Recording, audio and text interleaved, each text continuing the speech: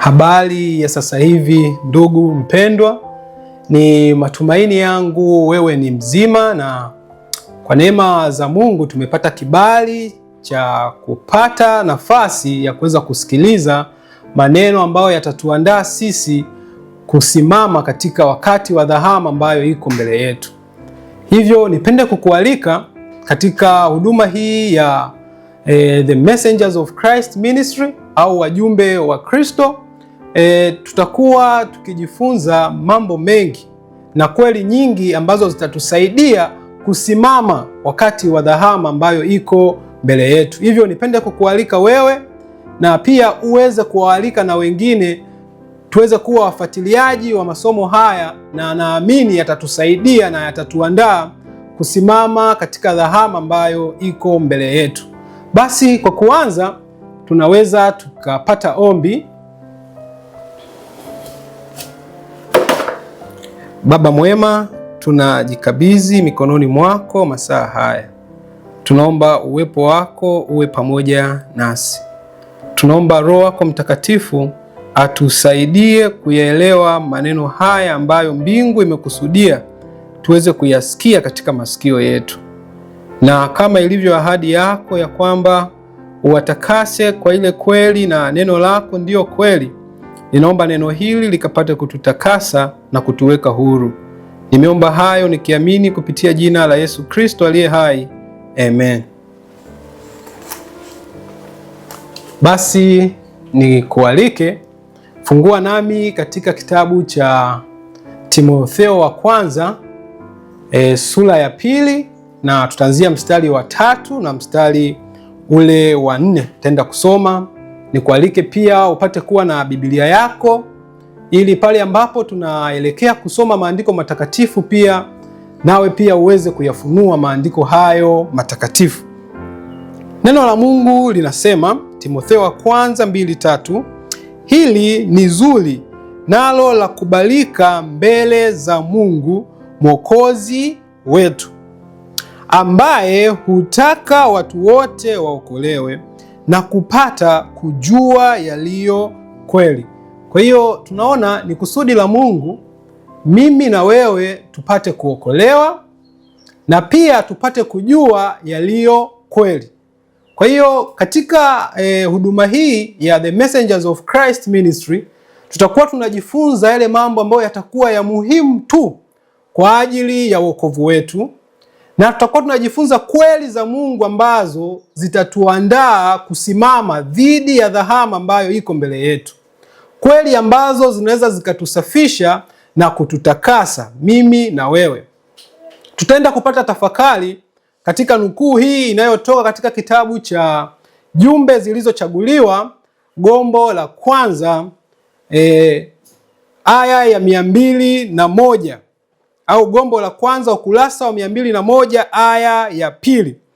Neno la Mungu linasema, kama watu tunapaswa kusimama imara juu ya jukwaa la kweli ya milele, ambalo limesimama kila jaribu au limeshinda kila jaribu. Kwa hiyo Mungu anataka tusimame juu ya jukwaa imara la kweli ambalo limeshinda kila jaribu. Anaendelea kusema hivi, tunapaswa kushikilia nguzo za imani yetu, kanuni za kweli ambazo Mungu amezifunua kwetu. Ndizo msingi wetu, ndizo ambazo zimetufanya sisi tuwe jinsi tulivyo, na kupita kwa wakati hakupunguzi thamani yake. Tunaendelea, anasema imekuwa ni jitihada endelevu za adui kuondoa kweli hizi katika mahali pake. Kwa hiyo Mungu anatuonyesha ya kwamba kama watu wake tunapaswa kusimama imara katika jukwaa la milele la ukweli ambao umesimama kila jaribu, na jukwaa hili ni neno la Mungu. Na ndio maana katika kitabu cha Yohana anasema uwatakase kwa ile kweli, neno lako ndio kweli. Na hapa tunaambiwa ya kwamba tusimame katika jukwaa la milele la kweli. Manake tusimame katika neno la nani? Neno la Mungu. Lakini neno la Mungu ni pana. Kwa kadri tutakavyoendelea kujifunza, tutaangalia sasa katika neno la Mungu ni kweli zipi ambazo Mungu ananiita mimi na wewe tuweze kusimama katika hizo kweli. Na kama mfano ule ambao Kristo aliutoa kwenye kitabu cha Mathayo juu ya mtu mwenye hekima na mtu mpumbavu, kwamba mtu mwenye hekima alijenga nyumba yake juu ya mwamba na mtu mpumbavu alijenga nyumba yake juu ya nini? Juu ya mchanga. Na tunaambiwa mara dhoruba ilivyopiga, dhoruba ni kama dhahama sasa, ilivyopiga tunaona ya kwamba nyumba ya yule mpumbavu aliyejenga juu ya mchanga iliweza kuanguka chini, na tunaambiwa ya kwamba anguko lake lilikuwa ni kubwa mno. Lakini tunaona yule mwenye hekima ambaye alijenga juu ya mwamba, dhoruba zilivyopiga zikapiga, ile nyumba haikuweza kufanyaje? Kuangushwa.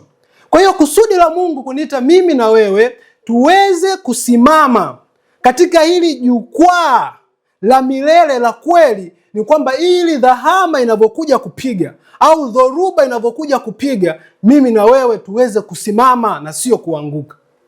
Na neno la kulizingatia hapa, tunaona ile nyumba yule mpumbavu aliyejenga juu ya mchanga ilivyopigwa na dhoruba ilianguka. Tunaambiwa na anguko lake lilikuwa ni kubwa kiasi cha kwamba tunaweza tukasema anguko lake lilikuwa kubwa kiasi cha kwamba hata kurekebisha isingewezekana tena. Kwa hiyo tuzingatie Mungu anachotuambia. Sasa tumesema sasa ni kweli zipi? Kuna kweli nyingi katika maandiko matakatifu, kutoka katika kitabu cha Mwanzo mpaka kitabu cha Ufunuo kuna kweli nyingi. Sasa katika hizi kweli ni kweli zipi ambazo Mungu anataka mimi na wewe tusimame imara hapo ili dhoruba itakapopiga tusiweze kuanguka? Anasema hivi, tunapaswa kushikilia nguzo za nini? Za imani yetu. Kumbe kama kanisa la Mungu linafananishwa na nyumba, na nyumba yoyote uimara wake unategemea na uimara wa nguzo zilizoishikilia.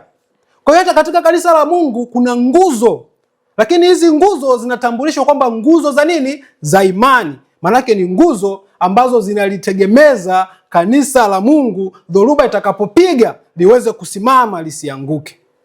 Anasema sasa tunapaswa kuzishikilia hizi nguzo za imani yetu, tunapaswa kuzishikilia. Kwa nini? Anasema kwa sababu kanuni za kweli ambazo Mungu amezifunua kwetu ndizo msingi wetu imara.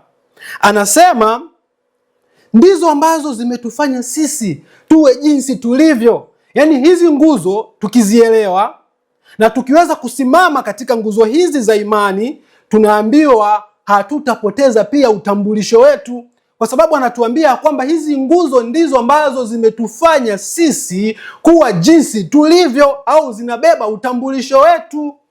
Maana yake kama hizi nguzo zitatoka mahali pake, maana yake tutapoteza pia utambulisho wetu.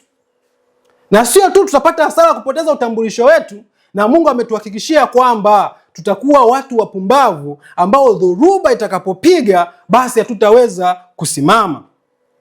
Na anaendelea kusema ya kwamba kupita kwa wakati hakupunguzi thamani yake. Maanake hizi nguzo Mungu amezifunua kwa muda mrefu toka kanisa lake lilipokuwa linaanza. Yaani unapojenga nyumba, kitu cha kwanza unaanza kusimamisha nguzo kwanza. Na ukisha kusimamisha nguzo ndipo unaanza kuunganisha vipande sasa katika ile nyumba. Kwa hiyo hata kanisa la Mungu namna lilivyokuwa linaanza, ambalo kanisa la Mungu ni nini? Ni nyumba ya nini? Nyumba ya Mungu. Lilivyokuwa linaanza ili kanisa la Mungu, Mungu alianza kwanza kusimamisha nguzo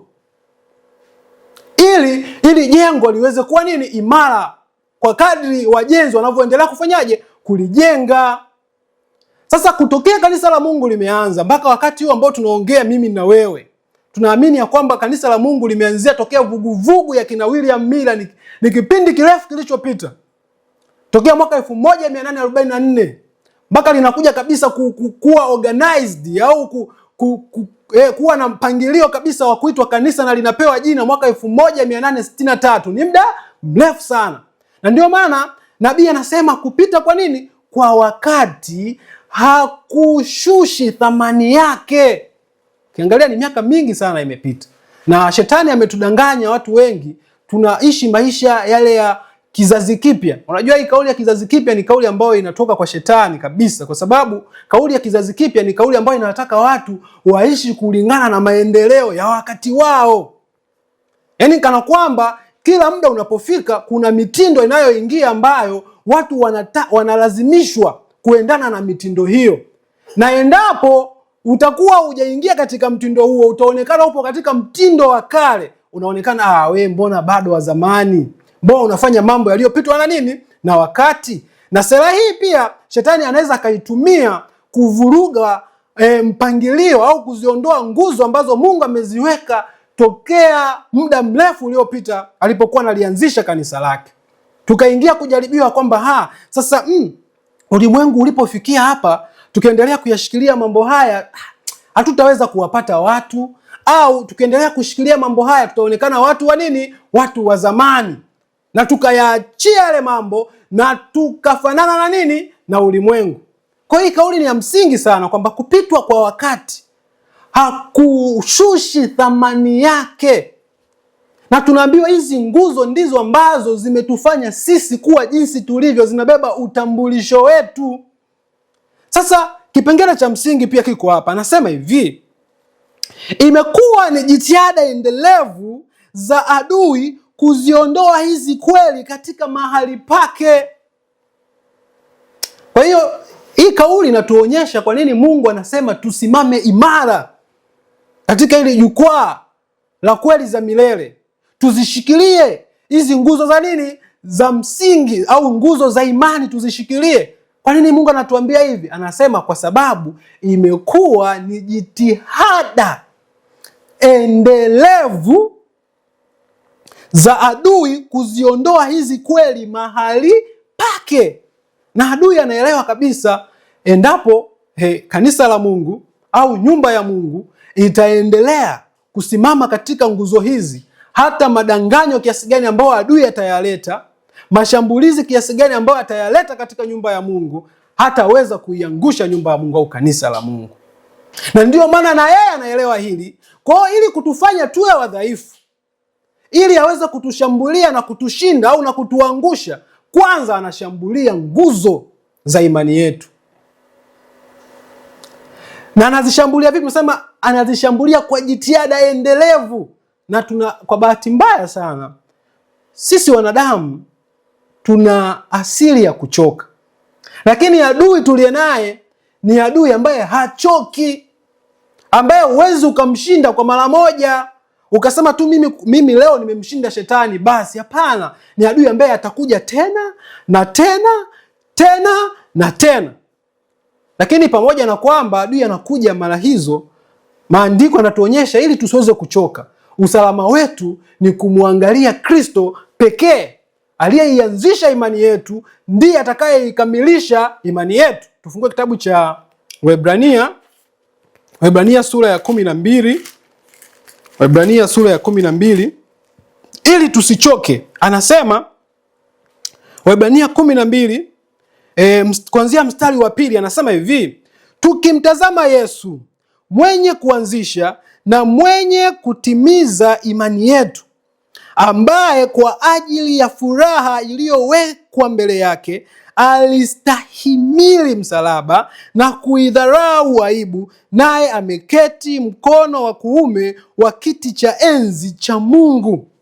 Tunaambiwa ambaye tumtazame Yesu ambaye kwa ajili ya furaha iliyokuwa imewekwa mbele yake aliustahimili msalaba.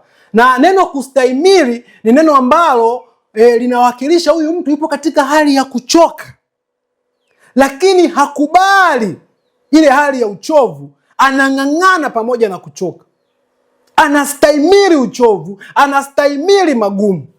Lakini sisi wanadamu hatupo hivyo, na ndio maana tunaambiwa kwamba tumtazame yeye. Mstari wa 3 anasemaje? Anasema maana mtafakarini sana yeye aliyestahimili mapingamizi makuu namna hii ya watendao dhambi juu ya nafsi zao, msije mkachoka mkizimia mioyoni mwenu. Kwa hiyo hii asili ya kuchoka inafanikiwa pale ambapo tunaacha kumtazama Kristo, mwanzilishi na mkamilishi wa imani yetu, na tunajiangalia sisi wenyewe. Martin Luther katika kitabu cha Pambano Kuu alisema kauli hii ya kwamba nikijitazama mimi sioni kabisa uwezekano wa kuokolewa, lakini nikimtazama nani? Yesu au Kristo, sioni kabisa uwezekano wa kupotea. Kwa hiyo jukumu langu mimi na wewe, Mkristo mwenzangu, tunapaswa kukaza macho kwa Yesu na si kwa mwanadamu yoyote. Haijalishi ana cheo gani, haijalishi ana nafasi gani, huo sio wito wetu. Hatupaswi kumwangalia mwanadamu mwenye madhaifu ambaye anaweza kapiga hatua moja mbili akachoka kaanguka. Tunapaswa kumwangalia Kristo pekee, ambaye pamoja na kwamba alijaribiwa vikali, aliweza kustahimili bila kuchoka, ili aweze kunipatia mimi Fadhili ushindi na wewe mtazamaji ushindi. Mungu atusaidie. Tunaambiwa kwamba zimekuwa ni jitihada endelevu za adui. Huyu adui hachoki kuziondoa hizi kweli mahali pake. Na anapoziondoa anafanyaje? Anasema sasa kisha ziondoa, anaweka katika sehemu aliyoondoa hii kweli nadharia za uongo. Anaweka nadharia za nini? Za uongo. Kwa hizi nguzo tumeambiwa ni nguzo za kweli ambazo zinapatikana kwenye maandiko matakatifu. Adui anapambana kuziondoa mahali pake, na anapouondoa ule ukweli mahali pake, anaweka nadharia za uongo. Mungu atusaidie tuweze kulielewa jambo hili. Lakini Mungu atukuzwe, kwa sababu Mungu anahitaji mimi na wewe tuweze kuwa washindi. Mimi na wewe tuweze kusimama katika dhahama ambayo iko mbele yetu. Hivyo Mungu kukabiliana sasa na kazi hii ya adui anafanya nini? Na hichi kipengele ni cha msingi sana kukielewa. Anafanya nini? Anaendelea kusema hivi. Huyu shetani sasa, nimalizie kwanza hapa. Anasema atafanya kila linalowezekana kuweza kufanikisha lengo lake hili la udanganyifu. Atafanya kila linalowezekana. Hatatumia njia moja, atatumia kila njia inayowezekana. Kila linalowezekana. Kama ni kutumia viongozi, kama ni kutumia washiriki, kama kila linalowezekana atafanya ili kukamilisha lengo lake. Na Mungu atusaidie. Sasa tumeangalia sasa, pamoja na haya Mungu atafanya nini kukaribiana na hii mbinu ya adui au na hii kazi ya adui. Tusome neno la Mungu linasemaje. Anasema, lakini Bwana atainua watu wenye utambuzi thabiti. Bwana atainua watu wenye utambuzi thabiti.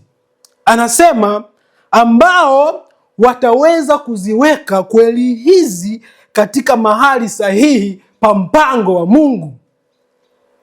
Na tumeona kabisa mpango wa Mungu ni kwamba sisi sote tupate kuokolewa. Na shetani anafanya juu chini kila linalowezekana kuziondoa nguzo za kweli ili nyumba iweze kuwa dhaifu, dhoruba ikipiga ianguke. Na kweli tumeambiwa kwamba atatumia kila njia kulifanikisha jambo hili. Lakini ujumbe wa kututia moyo mimi na wewe ni kwamba Mungu atainua watu. Sijajua kama amekuinua na wewe.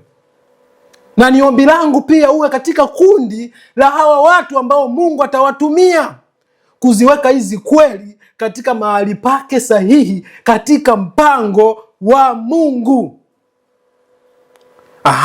Kwa hiyo kama Mungu anainua watu ambao wataziweka hizi kweli katika mahali pake sahihi katika mpango wa Mungu, maana yake adui tayari katika kazi yake ya kuziondoa hizi kweli amefanikiwa kwa kiwango fulani. Amefanikiwa kwa kiwango fulani kuziondoa hizi nguzo za kweli au nguzo za msingi mahali pake amefanikiwa. Na ndio maana Mungu anasema atainua watu. Mungu sasa hivi anatafuta watu ambao sasa watafanya kazi ya matengenezo kurudisha kile ambacho adui amekiondoa mahali pake. Mungu akiweke katika mahali pake sahihi katika mpango wake. Mungu atusaidie na Mungu atutie moyo. Tunaweza tukaomba. Baba mwema, tunajikabidhi mikononi mwako. Ni kweli adui amefanya kila shambulizi katika nyumba yako, na matokeo Baba yanaonekana, lakini tumaini letu ni kwamba Baba unaenda kuinua watu ambao watazirudisha hizi nguzo za kweli mahali pake. Tunaomba Baba utusaidie, ututie nguvu, mimi na msikilizaji pia tuweze kuwa miongoni mwa kundi hili. Tusaidie Baba, tutie nguvu na tuimarishe katika hili. Hata mimi pia Baba siwezi kuwasilisha jumbe hizi kwa akili zangu na hekima yangu. Nitie nguvu, nipatie ujasiri, Roho wako awe juu yangu, niziwasilishe katika namna ambayo itafika katika mlengo uliokusudiwa. Ndilo ombi langu katika jina la Yesu Kristo aliye hai. Amen. Mungu anavyoinua watu, lengo lake kuu ni moja. Ni kwamba tayari nyumba yake imeshambuliwa. Nguzo za msingi zimeharibiwa na adui, na adui ameweka vitu vingine kwenye nguzo hizi. Kwa watu wanaoinua Mungu ni kwenda kutengeneza kile ambacho adui amekishambulia na kukiharibu, kwa kuzirejesha hizi kweli katika mahali pake. Na nikwambie ndugu mpendwa, kazi hii ya matengenezo sio rahisi kama ambavyo tunaweza tukaifikiria. Sio rahisi kiasi hicho. Na katika historia tunaweza tukaangalia wakati ule ambapo Yerusalemu imeangamizwa kabisa na Babeli, watu wa Mungu wamechukuliwa kwenda Babeli, na umefika wakati ambao Mungu aliamua kwamba watakaa Babeli muda wa miaka 70 ulipotimia, kama alivyoongea kwa nabii Yeremia. Ulipotimia, Mungu aliruhusu watu wake watoke Babeli waende kuijenga Yerusalemu. Na kwa awamu ya kwanza tunamwona Zerubabeli na Yoshua wakishika hii kazi ya kuongoza kundi la watu wa Mungu kwenda kuijenga nyumba ya Mungu iliyoharibiwa kule Yerusalemu. Lakini wakati mwingine, awamu ya pili, tamko linavyotolewa, tunamwona Mungu pia anamuinua Ezra kama kiongozi ambaye anaondoka na kundi la watu wa Mungu kwenda kufanya matengenezo katika Yerusalemu iliyokuwa imeangamizwa. Lakini tuangalie katika historia ilikuwaje wakati Ezra anawakusanya watu kwa ajili ya kwenda kutengeneza Yerusalemu. Na haya mambo tunaambiwa kwamba yaliandikwa kwa jinsi ya mifano, ili kutuonya sisi ambao tumefikiwa na miisho ya zamani hizi. Tuangalie walipitia wakati gani, ulikuwa je mgumu au mrahisi katika kufanya kazi hii, na tuangalie katika wakati wetu pia. Je, itakuwa rahisi kufanya kazi hii, au watu wa Mungu walioitwa kufanya kazi hii watapitia mazingira magumu? Historia inaenda kujirudia, na Mungu amesema hakuna jambo jipya chini ya jua. Yaliyokuwepo yatakuwepo, na yaliyopo yamekwisha kuwepo. Hakuna jambo jipya. Basi tusoma na mimi katika kitabu cha Kiingereza ni Prophet and Kings, ule ukurasa wa 612 aya ya 2. Hapa ni wakati sasa ambapo Ezra amesharuhusiwa na mfalme kwamba waende sasa, watoke huko walikokuwa utumwani, waende wakajenge Yerusalemu, wakafanya matengenezo kule Yerusalemu. Nini kinachoendelea kutokea hapa? Tusome neno la Mungu. Linasema Ezra alitarajia ya kwamba watu wengi watarejea Yerusalemu. Ilikuwa ni tarajio lake kwamba hii ni fursa mfalme ameifungua, tutoke utumwani tuende tukaijenge Yerusalemu, tukatengeneze Yerusalemu, tukaendeleze kazi ambayo Zerubabeli na Yoshua walikuwa wameshaianza kuijenga Yerusalemu. Tukaiendeleze kazi hii ya matengenezo. Kwa namna ambavyo Ezra alikuwa ana uhusiano na Mungu na vile alivyompenda Mungu, ujumbe huu ulivyofika kwake na mfalme alivyotoa kibali, aliufurahia sana kwa sababu ya uhusiano wake na Mungu kuwa mzuri, na akijua ya kwamba hata ndugu zangu nitakavyowapelekea huu ujumbe wa kwenda kutengeneza nyumba ya Mungu wataufurahia. Lakini hapa tunapoambiwa ya kwamba Ezra alikuwa anatarajia ya kwamba watu wengi wangerudi wapi? Yerusalemu. Anasema lakini namba ya walioitikia wito ilikuwa ni ndogo na ya kukatisha tamaa. Walioitikia nini? Wito. Namba yao ilikuwa ni ndogo. Manake watu walikuwa tayari kuendelea kubaki utumwani kuliko kwenda Yerusalemu kuijenga nyumba ya nani? Nyumba ya Mungu. Ulikuwa ni mdogo na kukatisha tamaa. Anasema kwa nini sasa Ezra alipotoa wito, watu walioitikia wito walikuwa ni wachache sana kiasi cha kukatisha tamaa? Kwa nini? Anasema kwa sababu ifuatayo, ya kwamba wengi wao walikuwa tayari wamejipatia nyumba na makazi na hawakuwa tayari kuweza kujitoa na kuacha mali zao.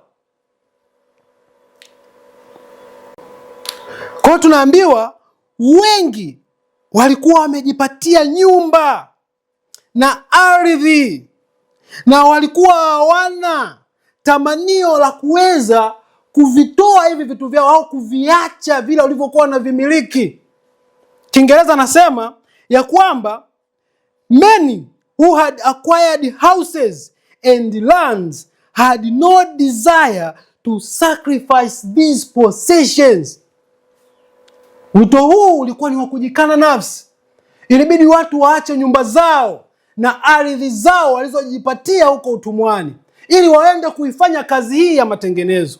Kwa hiyo wengi hawakuweza kuviacha vile vitu, na ndio maana wengi hawakuitikia ule wito.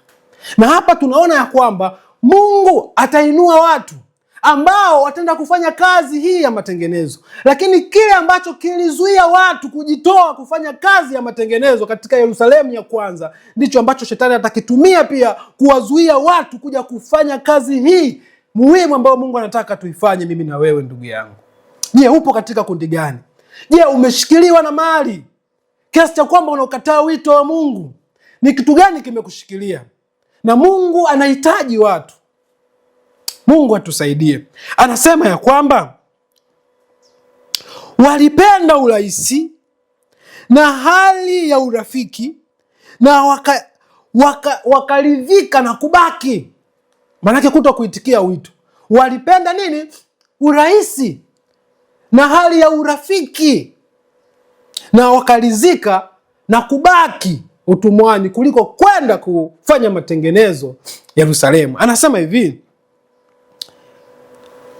anasema mfano wao ulionyesha au ulidhihirisha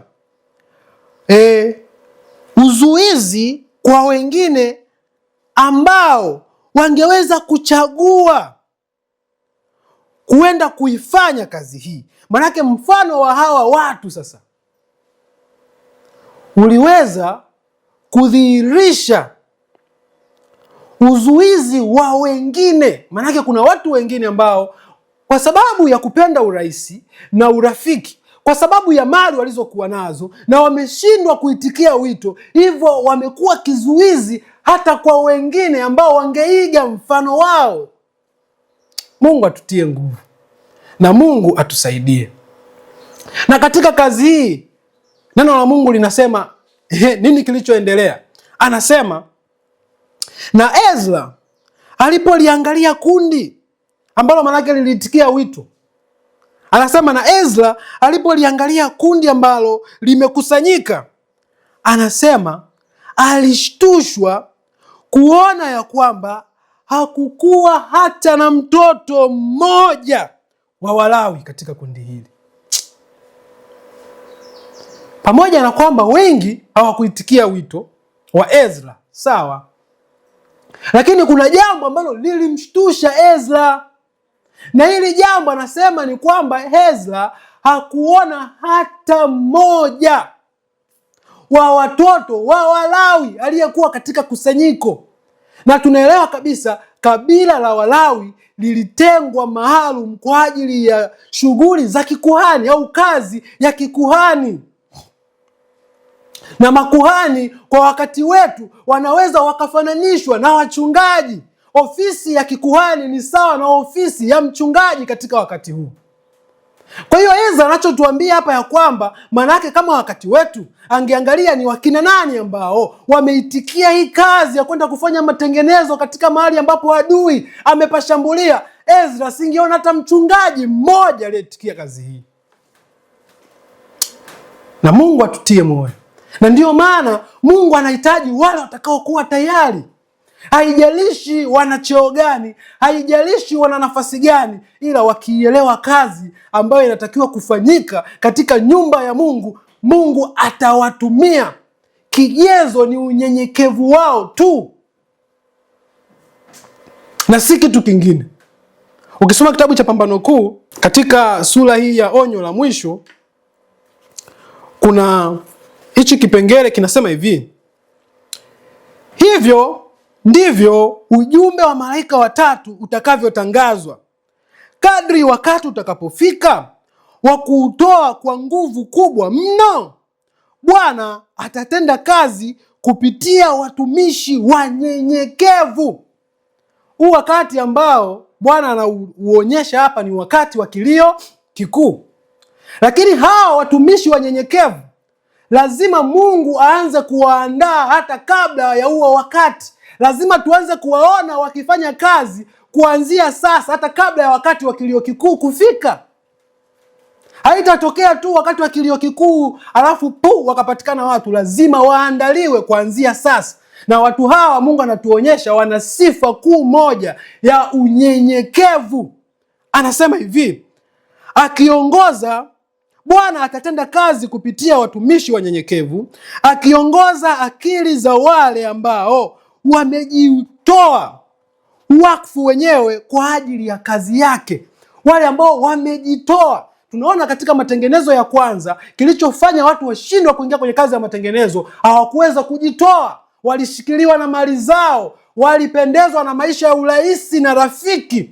Kwa hiyo kwa namna nyingine, kama walipendezwa na maisha ya urahisi na urafiki, Mungu anatuonyesha katika kazi ya mwisho haitafanyika katika mazingira rahisi na mazingira ya urafiki. Mungu anahitaji watakaoweza kujitoa. Hivyo isije ikawa sababu Mungu anapokuita unapopitia ugumu ukaona ndio kigezo cha kurudi nyuma. Hapana. Inabidi usonge mbele, kwani Mungu ameshatuonya ya kwamba kutakuwa na mazingira kama hayo ya kukatisha tamaa, magumu.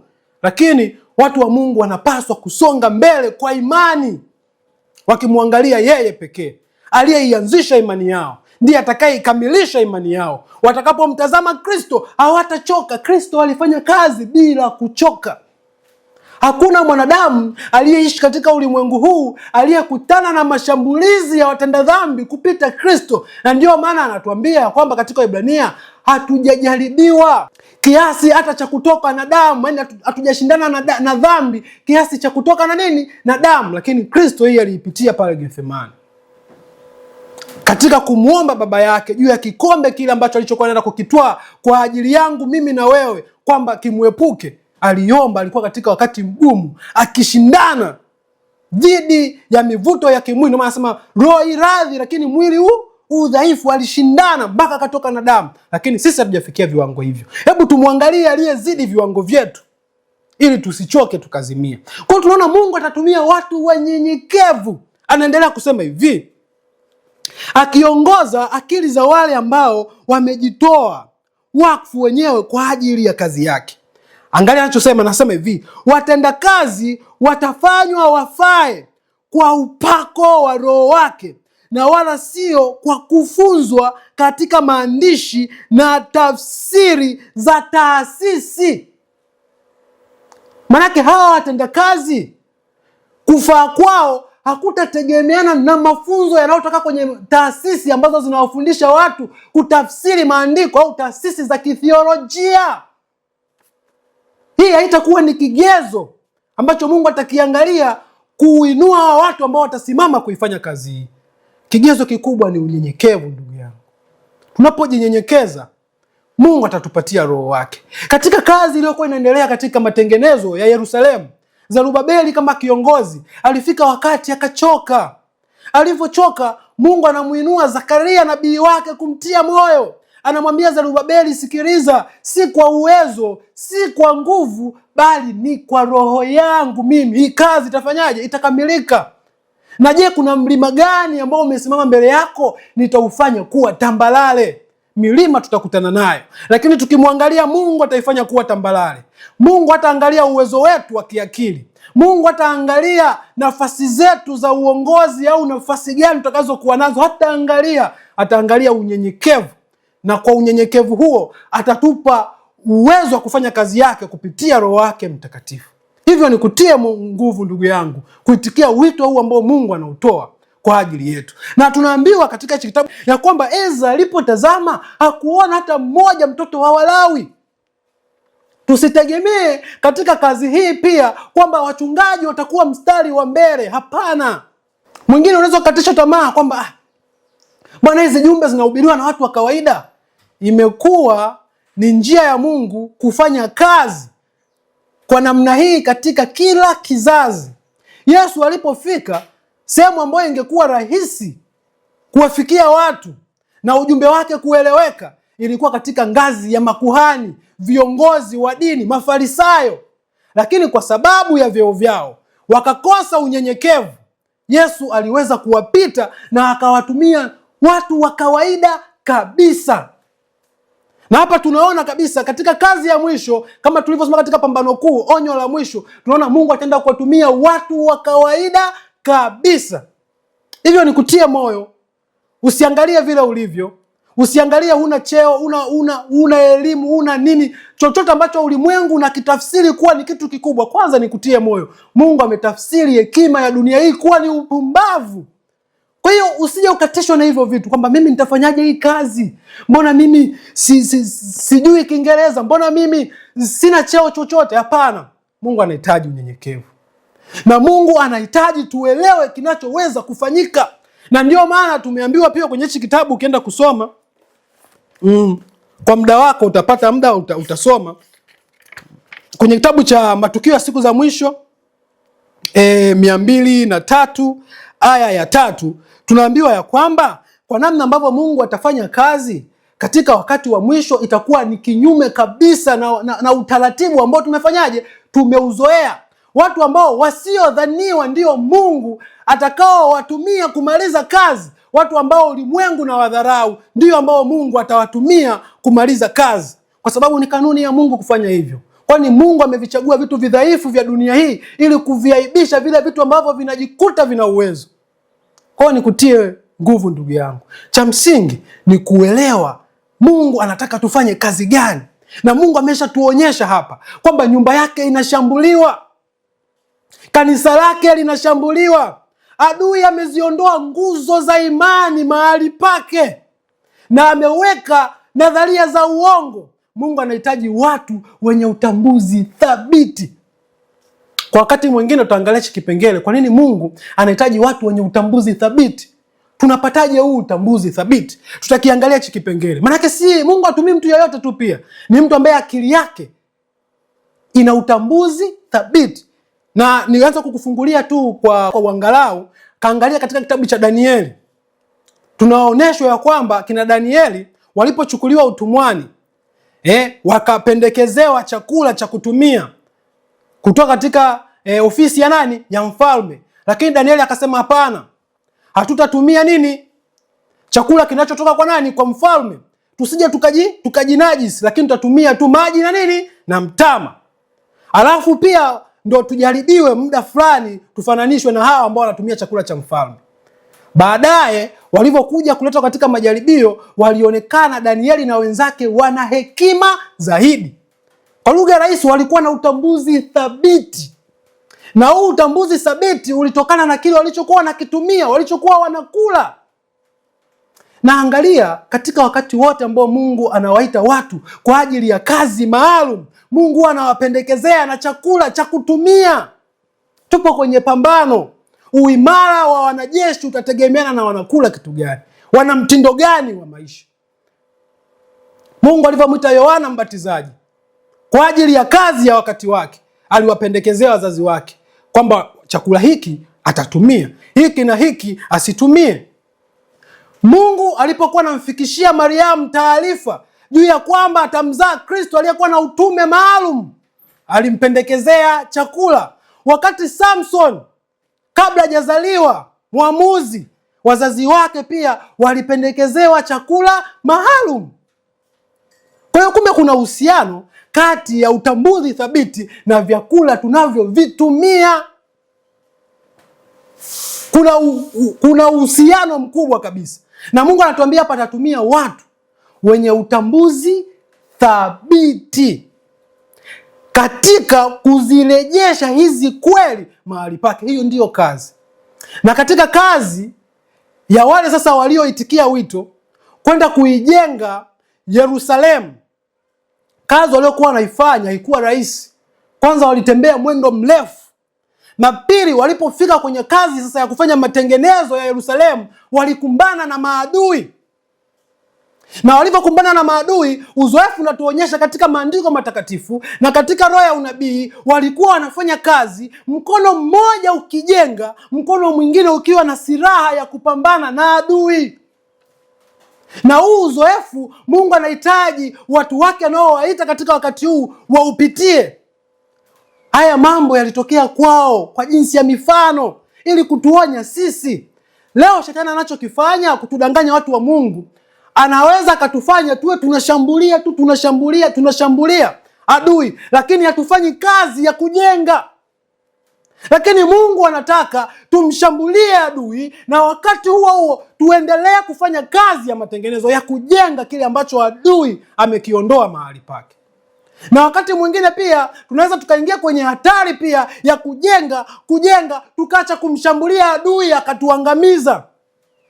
Kwa hiyo haya mambo mawili lazima yaende pamoja. Lazima tujenge huku tunamshambulia adui. Mungu atusaidie sana. Na katika ministry hii pia ya Christ, the Messengers of Christ ministry, tutaenda kuziangalia hizi nguzo ambazo adui amekuwa akizishambulia katika kila kipindi. Na katika kazi hii ya kuijenga Yerusalemu, tuliona ya kwamba wana wa Walawi hawakuitikia wito. Na kama wana wa Walawi hawakuitikia wito, ni nani sasa atakayeitikia wito huu? Na tumeona wana wa Walawi wamefananishwa katika kipindi chetu na wachungaji, kwa sababu wao ndio waliokuwa wanafanya kazi ya kikuhani, na kazi ya kikuhani kwa wakati huu inafanywa na wachungaji. Kwa hiyo kama wachungaji hawajaitikia wito wa kwenda kujenga nyumba ya Mungu, kuzirudisha hizi nguzo mahali pake, nani atakayeitikia wito? Huenda wito huu tunaotoa leo ni kwa ajili yako na kwa ajili yangu. Hebu tusiumize moyo wa Mwokozi. Kristo anatamani kuimaliza kazi ya upatanisho patakatifu, na ili aimaliza hii kazi anahitaji watu watakaoshirikiana naye katika kuimaliza hii kazi. Hebu tumharakishe Mwokozi katika kumaliza kazi. Hebu tuitikie wito, tusimcheleweshe Mwokozi. Katika kitabu cha Matukio ya Siku za Mwisho tunaambiwa kwamba Kristo anasubiri kwa shauku ya juu sana tabia yake idhihirike katika watu wake. Anasema itakapodhihirishwa tabia hii katika watu wake, ndipo atakapokuja kuwadai au kuwachukua. Hebu tumharakishe Mwokozi. Hebu tuungane naye katika kuifanya kazi hii ya kutengeneza hapa ambapo adui ameshambulia. Na ni kitu gani ambacho kiliwafanya wana wa Walawi katika kipindi cha Ezra wasiitikie wito? Hebu tuendelee kusoma kitabu cha Wafalme ule ukurasa wetu wa 612 aya ya 2. Anasema hivi, Ezra alitarajia kwamba kundi kubwa la watu wangeweza kurejea Yerusalemu, lakini namba ya walioitikia wito ilikuwa ni ndogo kiasi cha kukatisha tamaa. Wengi walikuwa wamejipatia nyumba na makazi na hawakuwa tayari kuvitoa hivi au kuviacha hivi vitu walivyokuwa na vimiliki. Hiyo ni aya ya kwanza. Tukishuka aya ya 2, anasema hili jambo alikumshangaza Ezra. Jambo la pili tuliona kwamba lilimshangaza Ezra, ambao linasema ya kwamba Ezra alipoangalia katika kundi lililokusanyika hili, anasema alishitushwa kuona hakukuwa hata mtoto wa Walawi hata mmoja. Hakuwepo mtoto wa Walawi hata mmoja, hakuwepo mtu wa familia ya kikuhani hata mmoja. Nini kilichosababisha wasiwepo? Kilichosababisha wasiwepo tutakapokiona hapa ndicho ambacho kitasababisha hata leo tusione wachungaji wakiingia katika kazi hii. Lakini sio kwamba wachungaji wote hawataingia. Wapo ambao Mungu atawatumia pia, japo ni wachache sana. Kwa hiyo hata kama ni mchungaji unasikiliza ujumbe huu, kitu ambacho Mungu anakihitaji ni unyenyekevu. Tukiwa na mioyo ya unyenyekevu, hata kama ni mchungaji, mimi naamini kabisa Mungu atakutumia. Lakini kwa sababu ya nafasi zetu, tusipotaka kujinyenyekeza, kwa sababu ya madaraka yetu, basi utakuwa ni mtego ambao utafanya tusitumike katika kazi hii ya mwisho.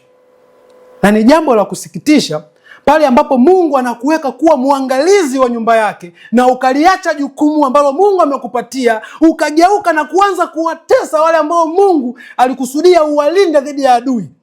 Jambo la kusikitisha sana, na ndio maana adhabu ya wachungaji itakuwa kubwa. Naongea kwa upendo.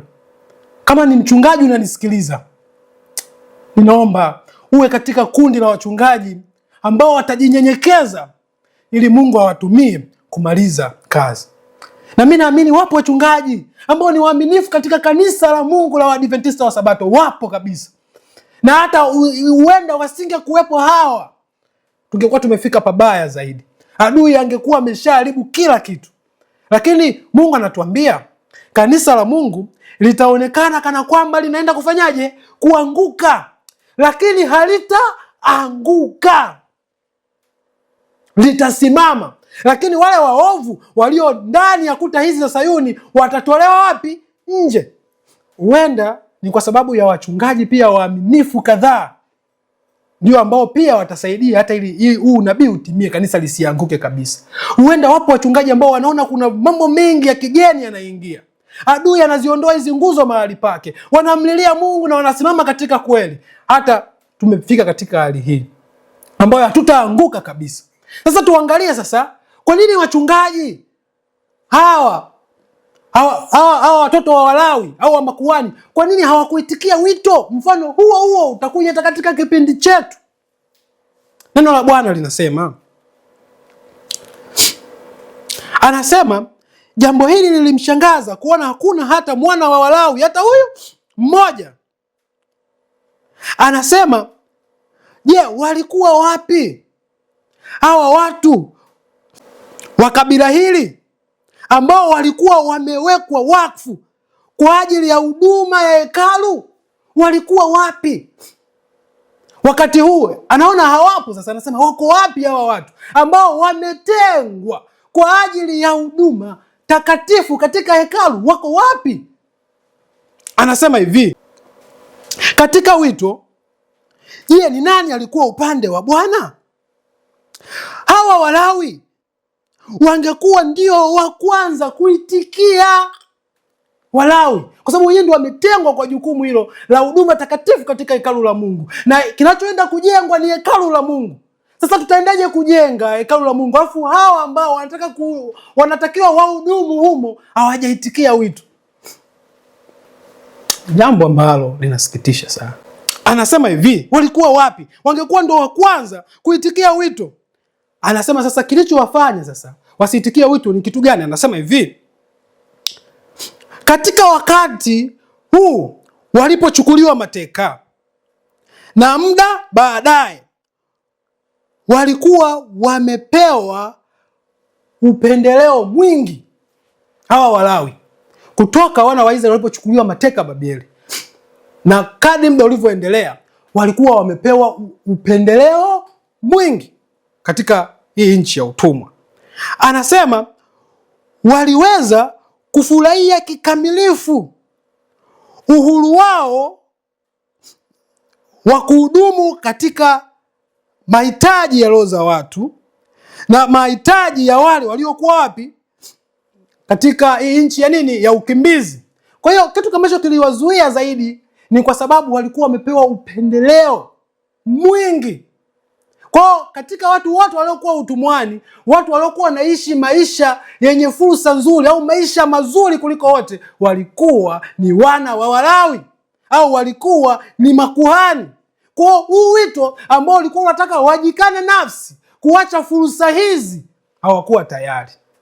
Na hata leo Kuna wachungaji hata ambao watasikia huu ujumbe na Mungu atagusa mioyo yao, ila kwa sababu ya kutetea madaraka na vyeo vyao hawatakuwa tayari kuungana na watu wa Mungu. Ni jambo la kutisha sana. Na ndio maana Yesu katika kitabu cha Mathayo 24 alipoeleza dalili za kuja kwake, kutokea kipindi anawaeleza wanafunzi mpaka wakati ambao atakuja, kulikuwa kuna vizazi vingi ambavyo vingefanyaje? Vingepita. Na hivyo Yesu alipoangalia kutapita kizazi, kitakuja kizazi, kitakuja kizazi, manake kanisa la Mungu lingepita katika vizazi tofauti tofauti tofauti. Na roho ya unabii imetuambia kwamba katika kila kizazi Mungu ana ujumbe maalumu na kazi maalumu kwa watu wake. Manake kama vizazi vingi vingepita, kila kizazi kingekuwa na ujumbe wake maalum kwa ajili ya wakati wake mpaka Yesu anakuja. Na ndiyo maana Yesu anakuja katika kuzungumza dalili zote. Hili fungu la msingi sana. Na kwa wachungaji wanaosikia, hebu tulijibu ombi hili la Mwokozi. Fungua nami katika kitabu cha Mathayo 24. Kitabu cha Mathayo 24. Tutaanzia kwenye mstari wa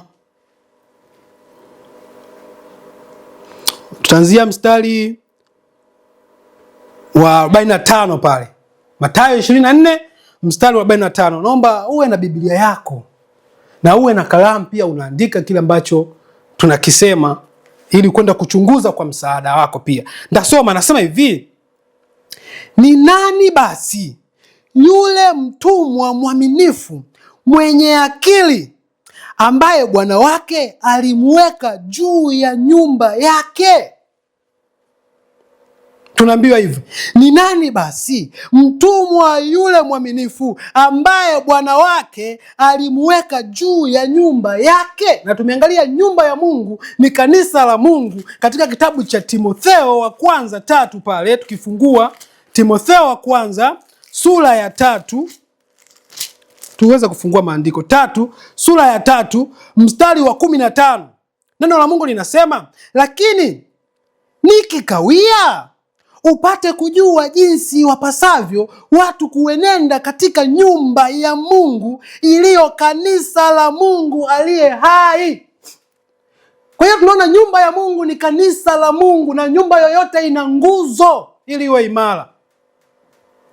Sasa tunaambiwa hapa, ni nani basi mtumwa aliye mwaminifu ambaye bwana wake amemweka juu ya nyumba yake? Unapowekwa juu ya kitu fulani au juu ya sehemu fulani, manake wewe ni kiongozi, ni muangalizi katika sehemu hiyo.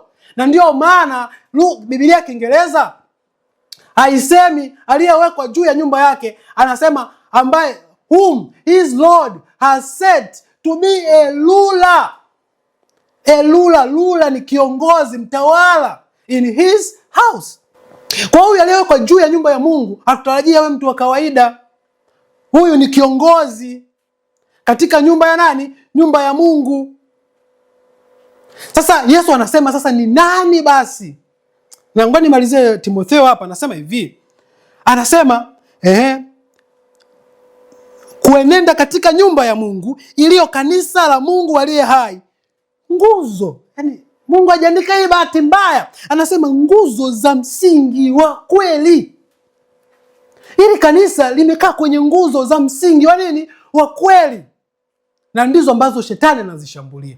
Hizi nguzo shetani akiziondoa, utambulisho wa watu wa Mungu unapotea, kwa sababu ile nukuu imetuambia hizi nguzo ndo zimetufanya sisi kuwa jinsi tulivyo, zimebeba utambulisho wetu. Na Kristo anauliza hapa swali, ni nani mtumwa mwaminifu ambaye bwana wake amemweka juu ya nyumba yake? Mungu anaulizia juu ya viongozi ambao amewaweka waangalie nyumba yake, kanisa lake. Anasema juu ya nini? Juu ya nyumba yake. Ili wafanye nini? Tunaendelea hapo mstari wa 45. Anasema juu ya nyumba yake awape watu chakula kwa wakati wake.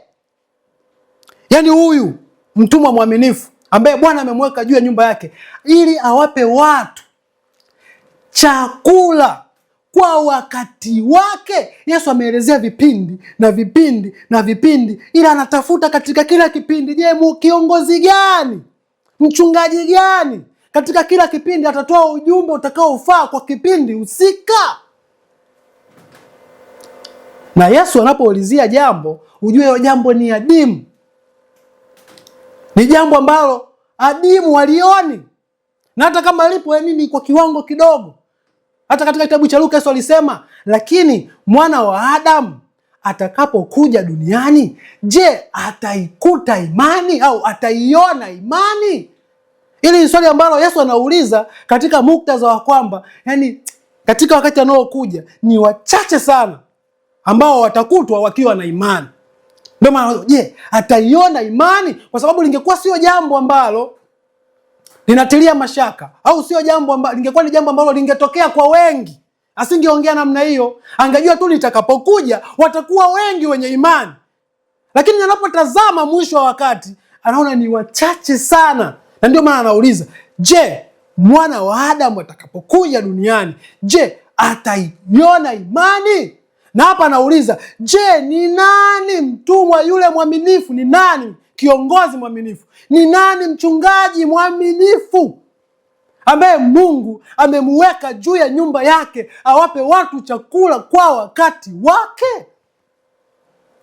Anasema mstari wa 46, anasema, heri mtumwa yule ambaye bwana wake ajapomkuta atamkuta akifanya. Heri mtumwa yule. Heri kwa wachungaji ni kwa nini tusiingie kwenye kundi la heri?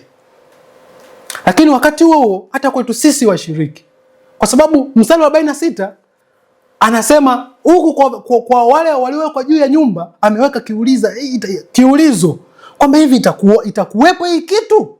Lakini hapa anaposema heri mtumwa yule, manake hii inatumika kwa wote, kuanzia mshiriki hadi mchungaji. Ndio maana hajaweka lugha ambayo inaonyesha namna yote ya madaraka au ya uongozi au kwamba mtu yuko juu. Hii inatumika kwa wote. Kwa hata kwetu sisi washiriki, je, tutaitikia huu wito kutoa chakula ambacho kinafaa kwa wakati huu ili kuandaa watu wa Mungu wapate kusimama adui anapolishambulia kanisa la Mungu? Je, tunakosoa tu kanisa, tunakosoa, hatufanyi kazi ya ujenzi? Je, tunajenga? Tumeona wale wajenzi walikuwa wanashambulia adui na kujenga. Je, tunafanya yote mawili? Na kinachohitajika zaidi ni kuijenga nyumba ya Bwana ili iwe imara, dhoruba itakapopiga nyumba isianguke.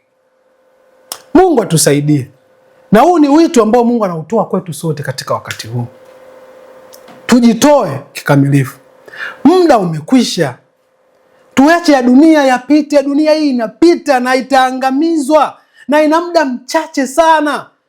Kama shetani mwenyewe ambaye ndo anasababisha uharibifu huu wote anajua ya kwamba ana muda mchache, mimi na wewe, kwa nini katika huu muda mchache uliobaki, kwa nini tusiache ya dunia? Kwa nini tusijitoe kikamilifu kwa Bwana? Kwa nini tusishirikiane na Mwokozi kuimaliza kazi hii? Kwa nini tuiache Yerusalemu ya leo ishambuliwe na adui vile anavyotaka tukakaa kimya? Mungu anatafuta watu. Tuitikie wito. Mimi na wewe tujitoe kuimaliza kazi hii. Basi tunaangalia huyu mtumwa ambaye Bwana amemweka kuwa juu ya nyumba yake. Kama hatafanya jukumu hili, kinyume chake, ukisoma katika hii, wakati mwingine tukipata muda tutaigusia Mathayo 24 vizuri. Tunaangalia asipofanya kazi hii, ngoja tugusie. Anasema hivi, heri mtumwa yule ambaye bwana wake ajapo atamkuta akifanya hivyo. Mstari wa 47 anasema, amini nawaambieni atamweka juu ya vitu vyake vyote. Mstari wa 48 anasema, lakini mtumwa yule mbaya akisema moyoni mwake, bwana wangu anakawia. Kwa hiyo mtumwa mbaya amechoka kusubiri, na maandiko yanatuambia tusichoke, tukazimia, tumwangalie Kristo, tusichoke. Kuna matokeo ya kuchoka. Ukishachoka kusubiri, unaacha hata kuangalia muda sasa juu ya jambo ambalo ulikuwa unalisubiri. Ndio maana ya kuchoka kusubiri. Muda kwako unauweka pembeni. Kwamba tukio nilikuwa nalitazamia limeshachukua muda mrefu sasa, mpaka sasa hivi halijatokea, limekawia. Basi unaachana nalo, unaacha hata kuangalia muda ambao unahusiana na tukio husika. Manake mtumwa huyu mwovu atakaposema moyoni mwake bwana wangu amekawia, manake tena hatajishughulisha na masuala ya kinabii. Unabii unafungua wakati, hatajishughulisha tena na masuala haya. Matokeo yake atakuwa ni nini? Anasema hivi, akasema bwana wangu anakawia, akaanza kuwapiga wajoli wake. Mungu atusaidie. Na hili fungu linaonyesha kabisa mateso yataanzia katika nyumba ya Bwana, kwa sababu mtumwa anayezungumzwa hapa yupo katika kanisa la Bwana. Ni kwa sababu ameacha jukumu lake. Sasa matokeo yake sasa anaanza kuwatesa wale ambao angepaswa kuwasimamia, kuwalinda, kuwapatia chakula. Anaanza kuwatesa. Anasema hivi, akaanza kuwapiga wajoli wake na kula na kunywa pamoja na walevi. Na tunajua kabisa shirika pekee au mahali pekee ambapo tunaoneshwa kuna taasisi imewalevya watu ni taasisi ya Babeli. Ni Babeli imewalevya watu. Manake akianza kuwapiga watumishi wa Mungu au watu ambao katika nyumba ya Mungu, matokeo yake anapatana na kukubaliana na mambo ya Babeli. Katika wakati huu hatutagusia mambo hayo, lakini leo nilitamani sana tuangalie kile ambacho Mungu anataka tukifanye katika kanisa lake. Na tuangalie ya kwamba namna ambavyo kuitikia huu wito inahitaji kujikana nafsi. Sio jambo rahisi, lakini Mungu atutie nguvu.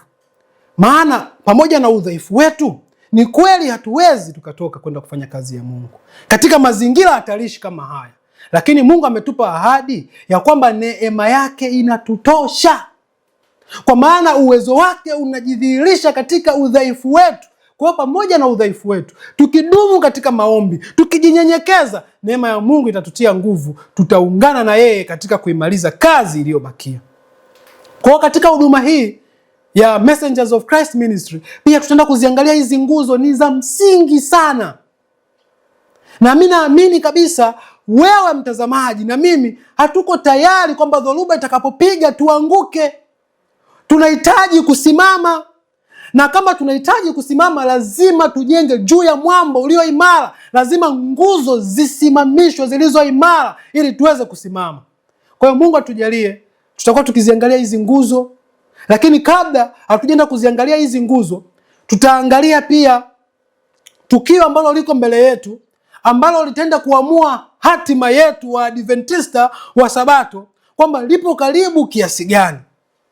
Na tukielewa hilo, itatusaidia kujua tunapoingia sasa kuzitazama hizi nguzo, tunapaswa kuwa na uharaka kiasi gani. Kwa sababu unapotambua ya kwamba wakati ni umebaki kiasi gani, ndivyo ambavyo unavyojua pia unapaswa kuwa na jitihada za haraka kiasi gani. Kwa kabla hatujaingia kuziangalia hizi nguzo moja, somo linalofuata tutaangalia tukio ambalo liko mbele yetu, ambalo linaenda kuamua hatima yangu na hatima yako. Tukio ambalo linafananishwa na dhoruba, ambalo likipiga nyumba itaanguka au kusimama kutegemeana na imejengwaje. Kwa tutaliangalia hilo katika kipindi kifuatacho. Kwa hiyo unaweza ukasubscribe kwenye channel yetu, unaweza pia ukashirikisha na wengine. Tuwashirikishe na wengine. Mungu ametoa ahadi ya kwamba yupo yule ambaye anavizuia vitu alafu anaelekea katika umaskini, lakini yupo yule ambaye anatoa vitu na anazidi kuongezeka. Kwa kadri ambavyo tutazidi kutuma huu ujumbe, ndivyo ambavyo hata sisi Mungu atazidi kutuongezea zaidi na zaidi na zaidi. Na kwa kadri tunavyozidi kuongezewa ujumbe, ndivyo ambavyo tunaandaliwa kusimama pia. Kwa hiyo Mungu atusaidie jamani. Basi unaweza ukasubscribe channel hii ya Messengers of Christ Ministry na ukashare kwa watu wengi kwa kadri utakavyoweza. Mungu akubariki, Mungu akutie nguvu, Mungu akuimarishe. Ujumbe huu upo kwa ajili ya kututia moyo ili tusonge mbele. Na tunatiwa moyo kwamba pamoja na kwamba shetani ameshambulia kiasi hicho, Mungu hatamwacha haribu nyumba yake. Mungu atainua watu Huo ndio ujumbe wa matumaini wa kutoka nao. Mungu atainua watu wenye utambuzi thabiti, na hilo ndio tumaini letu, na ni ombi langu uwe miongoni mwa kundi hilo. Basi tutapiga magoti, tutapata kuomba na Mungu atubariki. Basi tuombe. Baba mwema, tunakuja mbele zako tukiomba neema yako na uwezo wako uwe juu yetu Baba, katika mambo yaliyotushikilia ambayo yanatufanya tushindwe kupiga hatua katika wakati huu wa mwisho kabisa. Tunaomba Baba ukayaondoe mambo hayo, ukatupe wepesi, tupate kukimbia na tupate kumaliza kazi ambayo unahitaji ikamilike katika maisha yetu. Baba, ninawaweka mikononi mwako watazamaji, wasikilizaji, naomba ukawaguse kwa namna ya kipekee. Ujumbe huu Baba usiende bure, bali ukabadilishe maisha yetu sote. Ndilo ombi langu kupitia jina la Yesu Kristo aliye hai. Amen.